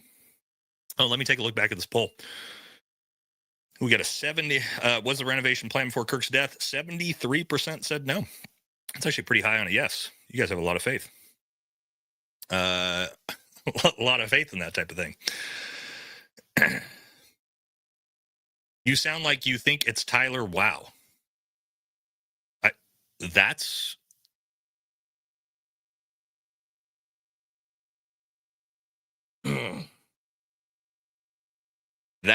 that's what you got out of that last 10 minutes?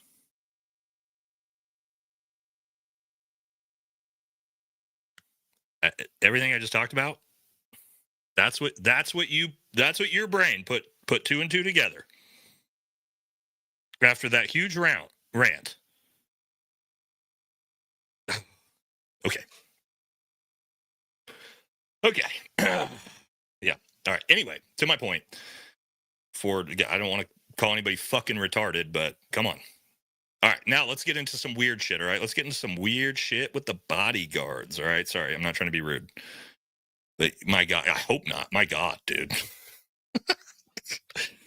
Anyway, the final one on that. If we watch this court trial and there is no video footage of Tyler Robinson taking the shot, you can pretty much sign, seal, deliver that one as this is all bullshit, because they have footage of whatever he was doing and they're not going to show you. But I will say this, if you're the prosecution and you want to charge Tyler Robinson with the shot and you have video footage that shows him not taking the shot, it's probably a good idea to cut that off and not let anybody see it.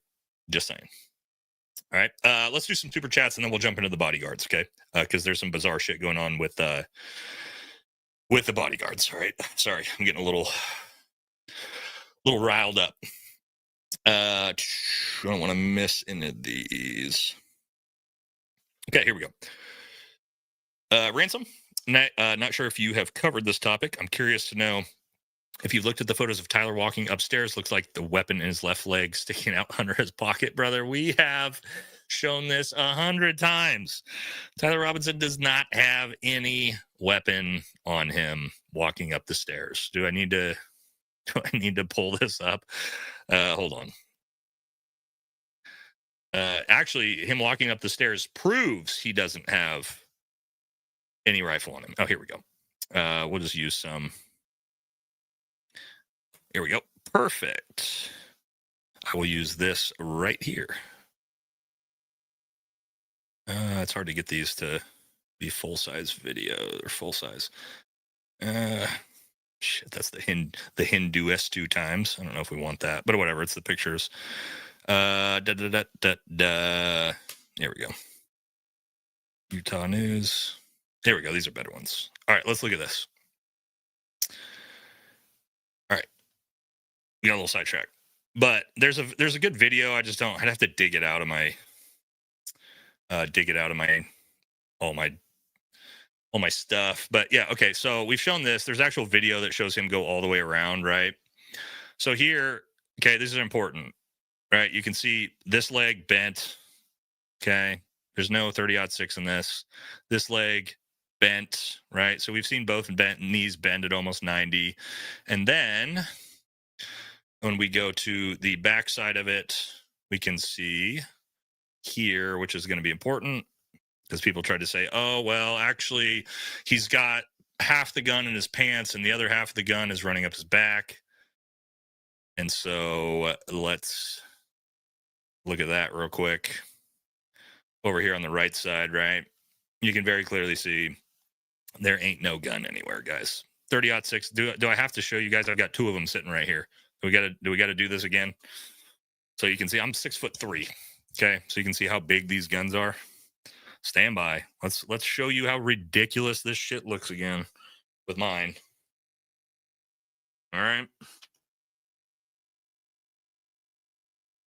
Here we go. You see this thing? This is a 30-06.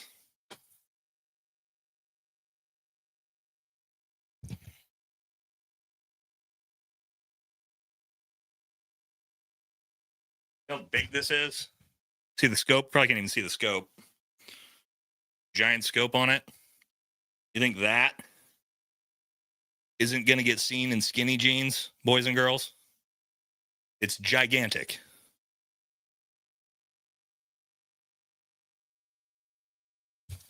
So, the idea that this dude has a giant 30-06 with a scope on it in his, I lost one of my ear things. But anyway, the idea this guy's got a giant 30-06 in this tiny little skinny jeans. Just in the tiny little skinny jeans. Right? And I think he's, how tall is he? 5'11", 6 feet tall. It's like 4 inches shorter than me. Would have been up to his tits. Okay. So again, that's a big problem for me. Right. And again, we've shown the full, like where he actually like the frame by frame walks up and then turns around. But again, let's keep it moving before we jump into the bodyguards. We got to get these super chats out of the way. I love watching you and JD, brother. Oh, guys, I forgot to mention. So tomorrow, JD and I are going to the No Kings protest here downtown in Eugene, Oregon, in the Mecca in Little Portland. So we're gonna do some. I don't know. It should be fine. Just me and JD, or just two like really fucking big white supremacist, fully tattooed looking dudes in downtown Eugene with cameras. I'm sure it'll be completely fine. Nobody is going to mess with us. Actually, they probably won't, because we're just way bigger than everybody. And most of those people aren't that brave, but should be interesting to see. So yeah, me and JD will be at the No Kings protest tomorrow doing content on that. Anyway, let's keep it moving. Hey, Daddy Nate, you're a Giga Chad. I'm gay for you. Keep up the good content, bro. More money coming. Hey, I appreciate it, man. I'm like, it's kind of weird, but I got nothing against gay people, so appreciate the compliments. Jimmy Dore is another big name covering this. Yeah, I have watched Jimmy. He's got really good stuff too. His necklace was way too loose. I agree with you on that. Erica could stop the world's assumption by releasing the autopsy. Yeah, I just don't know how that works legally because it's part of court evidence now. So I don't want to speculate on that because I don't know enough about how that works, to be honest, guys. Catherine Smith, guarantee Tyler will be unalived. Yeah, that's the odds of him not making it to trial, I think, are very, very high. But he should get off on reasonable doubt. I mean, I'll tell you, they better have the type of evidence that I'm talking about. Like, you better have that fucking evidence of him. And maybe we'll see it in court. Maybe we'll see, no shit, that next part of the video, Tyler jumps over, he reassembles the gun, he goes to the roof, boom, we see him takes the shot. And if we see that, I'll go, okay, FBI. I'll still not know how it's physically possible that a 30-06 didn't blow Charlie's head off, but it'll make me more likely to be like, okay, maybe something's going on that we don't know. The blood from Charlie Kirk's neck was dark brown and seeped out, indicating the jugular vein was severed. That's not true. That's not actually what arterial blood is. Arterial blood is pink and frothy and bubbly. The carotid artery blood would be bright red. Okay, there you go. You got it. And would postulate out like a squirt gun. Not like a squirt gun necessarily. But yeah, I only read the first half of yours. So yes, it's arterial wounds are it's a different type of blood, guys. It's frothy, it's pink, it's bubbly, along with the other blood. So that we didn't see, which is a little bizarre. Like, that is a good point with that. So should have read your whole comment before I commented on that, because you got it together in the second half. So good job. Ali Zrek, $10. I will give you 5K if you can prove my video wrong at Valhalla. I have actual footage of 2 projectiles everyone's talking about. I mean, I prove pretty much everybody's stuff wrong. So if you want to give me 5K, send me the video, and if I can prove it wrong, I will. We'll see. Send it to me on Instagram, brother. I'll use 5K. Man, you know what's I've been thinking about, guys? God, I wish we need to get the flag out. Ask my wife. Where's our flag? 1 second. We're gonna get into some weird stuff, guys. And if you're new to the channel, not new, but like new since the Charlie Kirk stuff, we usually bring protection out when we start to talk about things we're not allowed to talk about. Let's see if I can get my wife to come get it. I know all the regulars are going, oh boy, here we go. Yeah, flags in the chat. We're going to get into that. If Ian's still in the channel, I don't know if he is or not, but he's going to absolutely fucking love this. Because, I mean, we're going to... Yeah, flags in the chat. I know how much Ian loves Israel, and so do I. So... we'll see. We'll get to it here in a second. Let me catch the rest of these. All right. This was the start of Kirk's campus tour. Did anyone check Google searches and other stops of the tour? This one got canceled. I don't know. That's a good question. Bobby Smalls, this is all part of my theory. I'd like to pitch my theory plan remodel, like plan takeout 30-06 shot into the ground. All plan into the ground. Like somebody shot the 30-06 and then somebody else shot him, maybe? My friend was Utah National Guard, said that they were always called to do setup, security sweeps, and support for UVU. This is all weird. Interesting. Planned sacrifice. We can't get into that one. But we are going to talk about something weird here in a second. That's coming up next. Asked ChatGPT about a month ago. Took a picture of my screen. Couldn't believe my response. Different story timeline. I would like to show you. Send it to me on Instagram, brother. Footage of taking a shot needs to be edited with special effects. Remaining footage is, yeah, there could be something to say about that. Did you cover the trending Google searches in the DC? We're going to cover that after the bodyguard section. Yep. Although I got to hurry the hell up. I got 16 minutes. All right, we got to go. We got to get through these. No more super chats. Don't send me any more super chats. I love you guys, but I'm not going to be able to get through them and get through what I need to get through before we go to the game. Anyone who want to bet that we see that we never see a trial? Yeah, I think that's possible. They all knew Charlie. 8 years would ruin everything. Interesting. If the feds don't have the camera data, maybe TMZ has it. Yeah, I'll tell you this: the official court documents that talk about him walking through the neighborhood, they are using a TMZ video for the official court documents. That is okay. Good luck. Mike Cooper, $20. Thank you very much, brother. We still don't have all the information about the JFK assassination. Well, apparently Russia just gave it to us. Did you hear about that? So maybe we will. Check out my text from SVT Split. I have a picture to send that goes with it. Okay. If you send it to me on Instagram, I will. All right, another one. Nate, I'm gay for you and your GigaChat energy. You make me go from small to big. Keep up the Charlie Kirk series and the S tier. Good YouTube comment. You're the GOAT. Well, thank you, dude. Although this is appreciate you. All right. Thoughts on Andural's new helmet? Imperial's new helmet. I'm not sure what you mean, brother. Can they use the video of him pulling the trigger if they actually have it as evidence in court if they release it to the public? Genuine question. Yes, they can. Why would they not be able to? They released a bunch of other shit and evidence to the public that they're going to be using, including him walking through the neighborhood, which is in the official court documents. So if you're going to show the public that, why aren't you showing the public the other data? Evidence is evidence. But to your point, the FBI should have not shown us any of that. And that would have been the appropriate response from the FBI while the investigation was ongoing. So that's also caused a lot of this drama and conspiracy is because of how poorly the FBI handled this and did a bunch of stupid shit they shouldn't have done.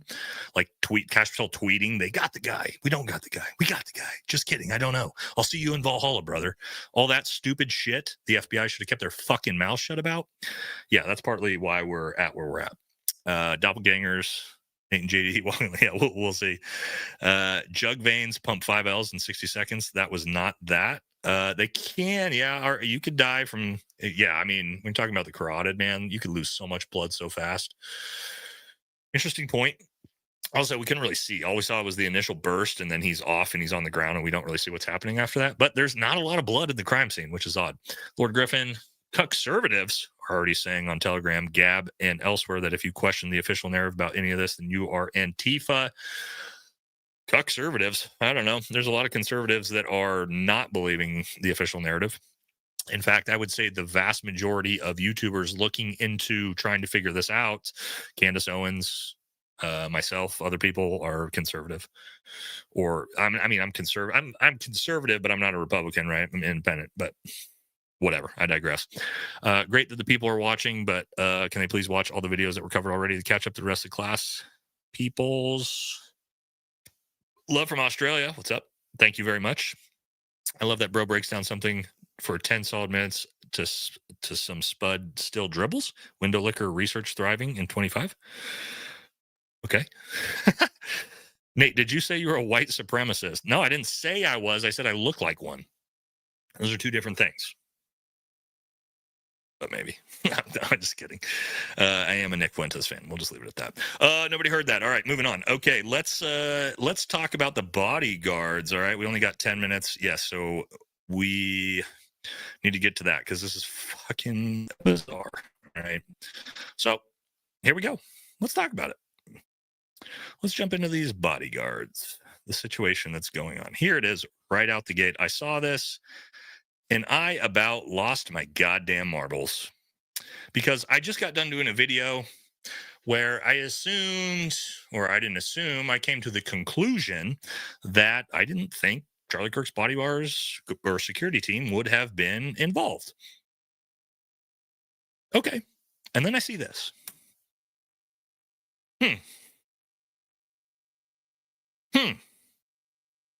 Now, this is interesting. The same security team. And here they are. They're still got a job. Huh. So, here's my issues with this. I did an entire video.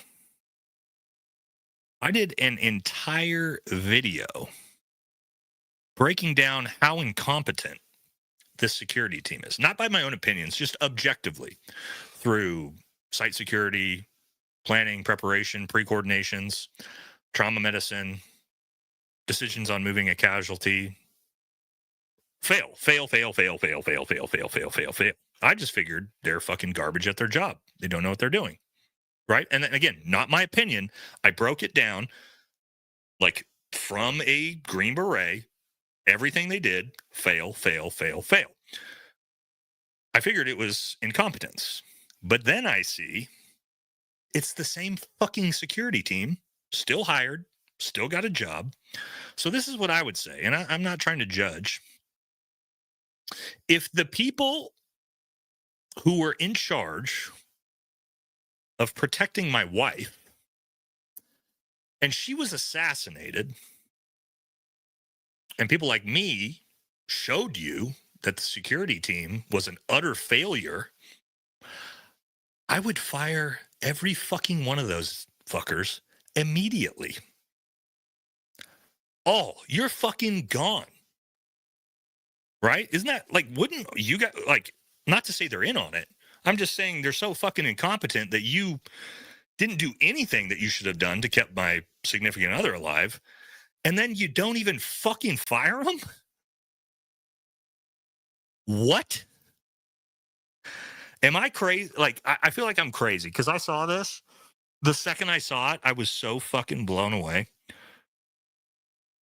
Do they not know that this security team is horrible at their job? Maybe? Like, what?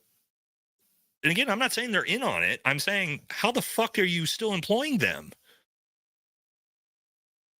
It's not AI. They're employed. They're still just... And then I see this. It gets even worse. Look at this. Well, now we're at the point to this. And this is a classic tiny hat shit right here. This guy's the fucking victim. The head of the security team. Dan Flood. The same guy. The very first person who was there on scene to treat Charlie. By the way, we're going to talk about that. I'd love to interview this guy. Dan Flood, if you ever want to get interviewed, please come on the show. I would love to fucking interview you. You're in charge, bud. Dan Flood, head of the Risk Strategy Executive Protection at TPUSA. First person at Charlie Kirk's side when he was shot. They're saying he's a victim. Poor Dan Flood. Poor fucking Dan Flood. The guy in charge of that security team.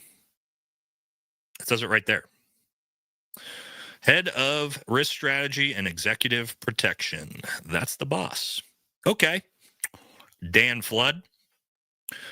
Well, you were the first one. Objectively, it says right there, to Charlie Kirk's side. Okay. And you were. I know you were. I've seen you. You were the first one there. Let's talk about this, Mr. Flood. First guy on the scene. There he is. Now, I'll tell you guys. Let me say this, okay? We have a lot of newer viewers to the channel that don't know my background, that don't know my war stories, don't know my Valor Awards or what they're for. I've been in near ambushes. I've been in situations 100 times crazier than that. I have treated casualties in a near ambush under gunfire. Okay? Objectively, people that are fans of the channel have seen my Valor Award citations. Yeah, I know we're not there yet. I have been the first on the ground to treat someone. You know what happens if you're the very first person that gets to the casualty? Do you know what you should do if you're the first person that gets to the casualty? You should probably be the person that buries your goddamn hands in their neck and stops the arterial wound. But guess what? Dan Flood didn't do. Dan Flood didn't do any of that. And we know that because we can see old Danny Boy's hands right there. So what were you doing, dude? Don't know.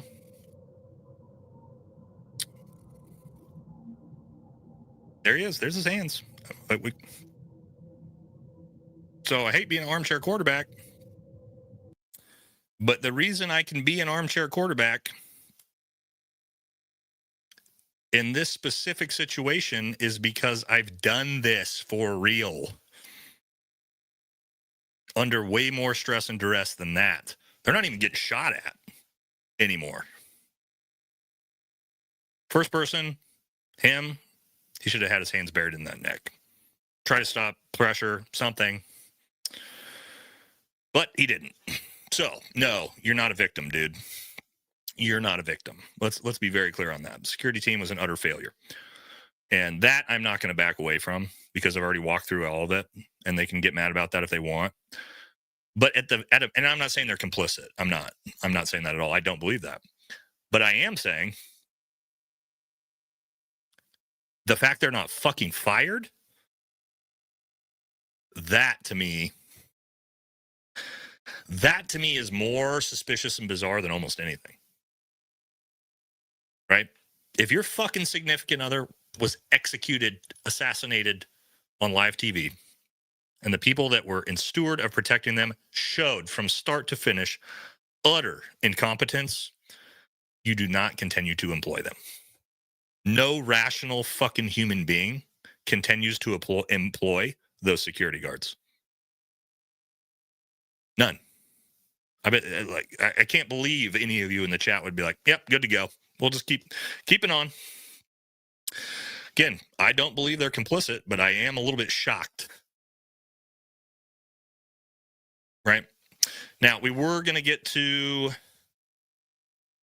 we got a couple minutes. See if we can get to it. This one's. Let's look at this real quick before we bounce out. Which is the very bizarre Google searches. Show you a set of coincidences for you to ponder, but for my safety and your safety, please do not come to any conclusions. Deal? Cool. This is Tyler James Robinson, the alleged shooter of Charlie Kirk, who a lot of us now know by name. But according to Google Trends, somebody, maybe multiple, in the DC metro area was searching for Tyler James Robinson one day before the assassination of Charlie Kirk. Okay, you see this big spike over here. That's on September 12th. That's when we all found out through the news who he was and started Googling his name. But this small spike on September 9th, that's kind of weird, don't you think? Now, what about the Losi Center, the building where Tyler Robinson allegedly shot Charlie Kirk from? Well, again, for some reason, a small number of people in the Washington, D.C. area was Googling Losi Center 2 days prior to Charlie Kirk's assassination, September 8th, 2025. What is that all about? Once again, this is when we all heard about it, and some group of people over here 2 days prior was, just having fun Googling Losi Center.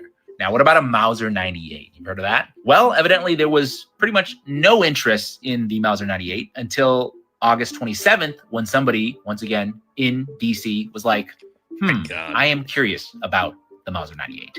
Once again, to reiterate, these are all just coincidences. And since this information has gone viral, people are now reporting that all of that data has now been... So that's not even the weirdest one. He's done another video since then that also there was Google searches for the hospitals in UVU coming from Israel days before the shooting. But to his point, all coincidences. It just happened to be, that somebody was Google searching from Israel about UVUs or the two hospitals near UVU just a couple days before he was killed.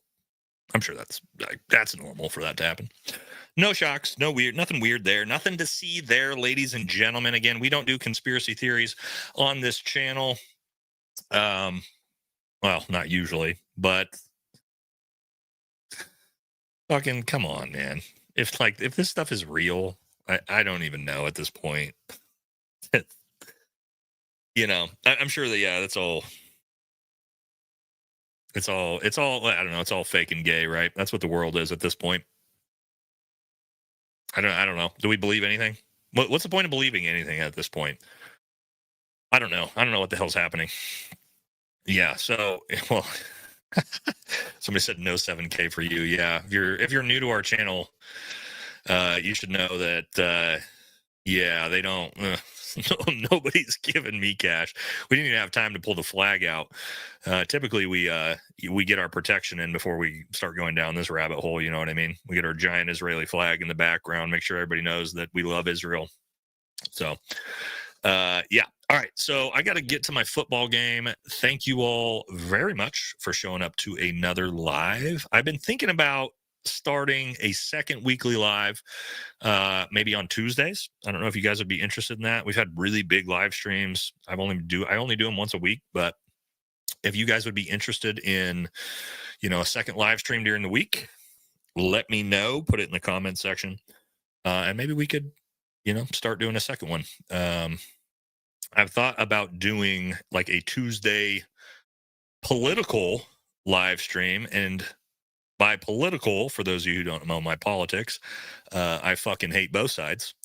And so if you're an independent and someone who hates fucking everybody in Washington, D.C., left and right, that might be a fun one to do too. So I do know that the majority of my my viewers feel the same way as I do on that, but we'll have to wait and see it figured out if we want to do it. But yeah, we'll think about doing a Tuesday live from now on.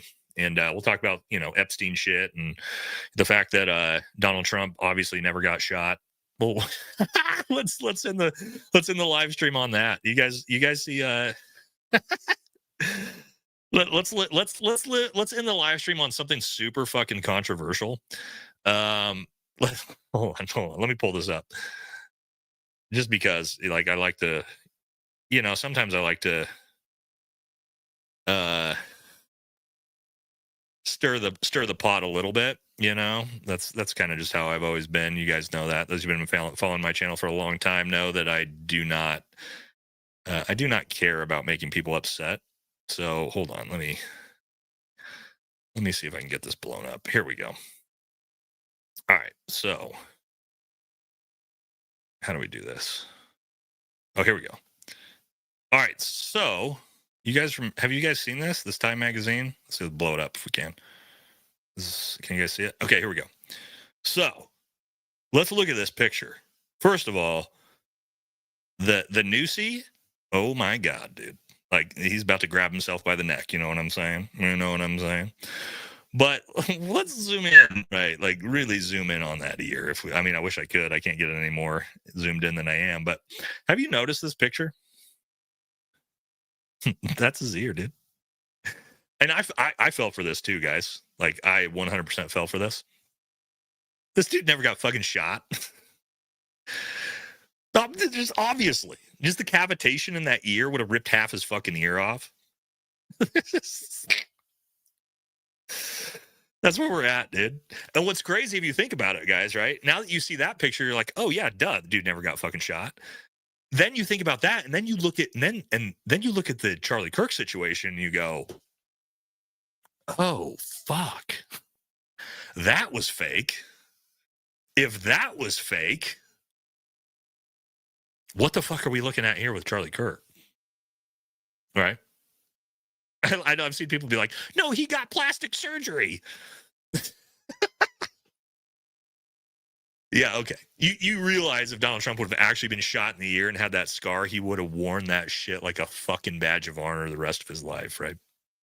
Anyway, I just want, again, like, we'll piss off a few people here and there when we say that, but whatever, man. Here's what I'll say, right? Like, if you idolize a politician, another grown man and a politician, any of them, you're a fucking sad human being, right? So those of you who are like, don't make fun of Trump, you're fucking pathetic, right? Don't idolize fucking politicians. They're all fucking dog shit, all of them, right? So calm down. It's all fake. And that's gonna do it, man. So we'll leave the live stream on something that's really gonna piss off a lot of people, probably. But whatever, who cares, right? But anyway, thank you all very much, and another great live stream in the books. And I will catch y'all in the next video. Got to get to my kids' football games. We'll see. Maybe we'll launch one this Tuesday. All right. I'll catch y'all in the next live.